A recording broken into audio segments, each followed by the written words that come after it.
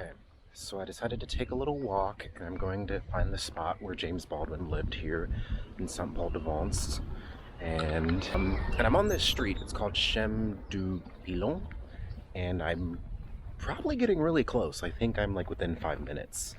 And I just really wanted to check this out. For those that don't know, La Maison Baldwin is run by someone who tried to work with others to save James Baldwin's house from being bought and turned into a resort spa type situation, and the efforts failed because they weren't able to do that, and now there are condos there instead. But I wanted to go and check it out for myself and see what it's like, breathe in some of the energy, maybe read some of his poetry outside of it. So we're gonna go and check it out.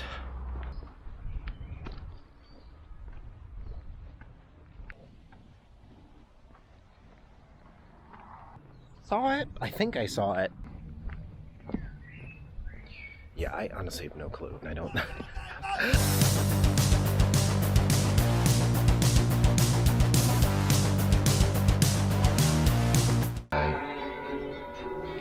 Don't be sad, I know you will.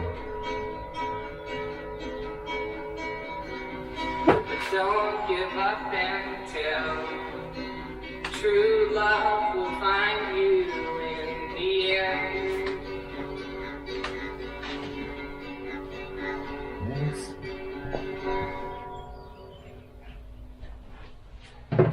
Half an hour, so I'm just here chilling, getting work done. I'm not sure where we're gonna get breakfast. I'm gonna have to figure that out, but that's what I'm doing right now.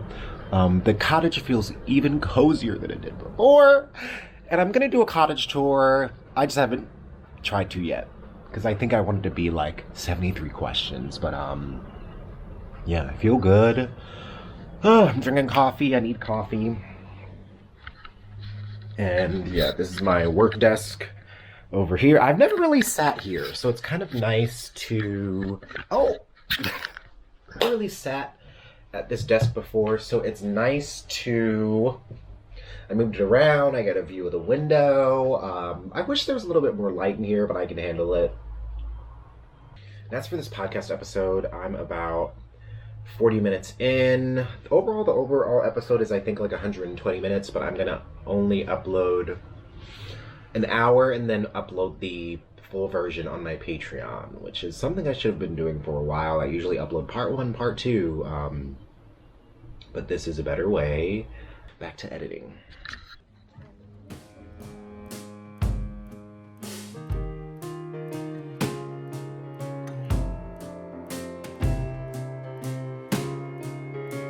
I have 2 friends from Ohio visiting, and I'm really excited. Earlier today, we went to the grocery store. We picked up some groceries. I got some more booze. I've been in here, over in that corner where I set up my new desk. Can you see it? Set up my desk over there. And I edited about 2 or 3 chapters of my book today. I got to chapter 17. In Act 2, it's chapter 16 to 26 roughly, so I'm like 2 chapters into Act 2, and now I'm listening to this month's podcast episode with Mercedes Wallace. I basically edited all of the episode, and I'm listening through it to make sure that it's all good, and yeah, I feel good. Share, like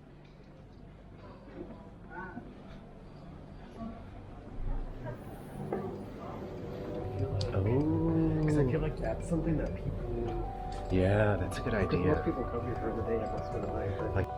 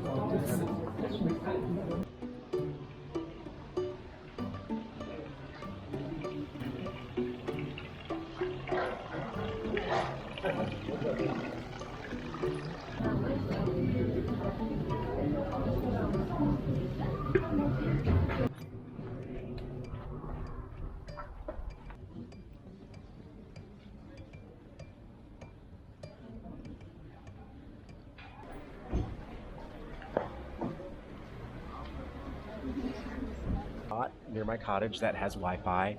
I'm about to do my very first interview for my book. It's for a review that's going out in the print version of Publishers Weekly, so I'm basically going to do a quick Q&A. I'm a teeny bit nervous, but mostly I feel ready. I'm just mostly like, I hope this internet service works. To me, it's just really important to develop a language around being Black and deeply politicized in the US and what that looks like and what it feels like.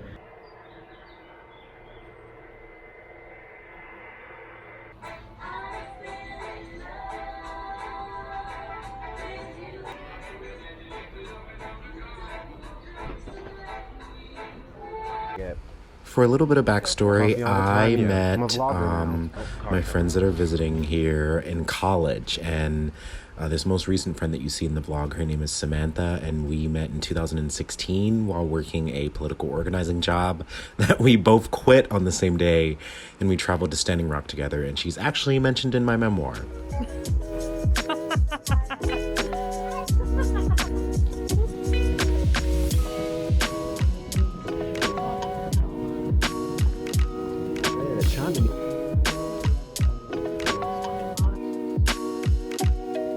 Okay, so it's currently before 7 a.m. It's June 12th. I've been here for 11 days. Yesterday was fun. I hung out with a bunch of friends, walked around, went to a gallery, watched a movie here, made food, talked. Big convergence of friends, went to another gallery opening that had lots of food, drank lots of alcohol, sobered up partway through, then went back and drank some more, and just had lots of moments of beautiful kind of clarity looking at the scene around me, which is all I can hope for, and I'm really just living in everything that I'm feeling, which is a good feeling.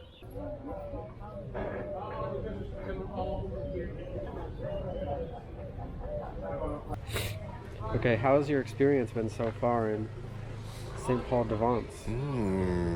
It's been, I keep saying that people are curious in a friendly way, so I feel like I've met a lot of people that live here or work here and I don't know, just have some kind of relation to like being here way longer than I am, and it's nice to meet people that have that perspective, that just hang out and do the same thing every day or have like a schedule, so I feel like I have something to kind of fall into, and it's a nice place to people watch. It's really nice just to sit literally here, read a book, not really think about anything, notice who I think is cute or not, who's walking by, and hope I see them later. But yeah, and my cottage is nice. I feel like I have a sense of privacy too, which is good. Yeah. Do you think you've found maybe the magic or the reason why James Baldwin would have stayed here for 17 years? Has any of that sort of resonated with you? Hard hitters. You're asking the hard hitters. I mean, in a way, I mean, it's strange because I'm like, oh, I'm only here for a month, so I feel like whatever magic or sense of peace that I feel, I guess I get a sense of that, but I'm also just kind of like, 17 years, and I know he traveled a lot, so I feel like that was a part of it too. Yeah. But yeah, I mean, I don't know why he'd stay here for 17 years. I don't know. Does the setting of the residencies ever affect the settings in your books or the plots in your books, or like how does it affect your writing to be in these different places, if at all? Or do you feel like your stories are more... The question was, do I feel like the settings of my residencies affect like when I'm writing? I'd say no. In some ways, yes. No, because usually I'm trying to feel what the character is feeling in their scene, and their settings are usually very different.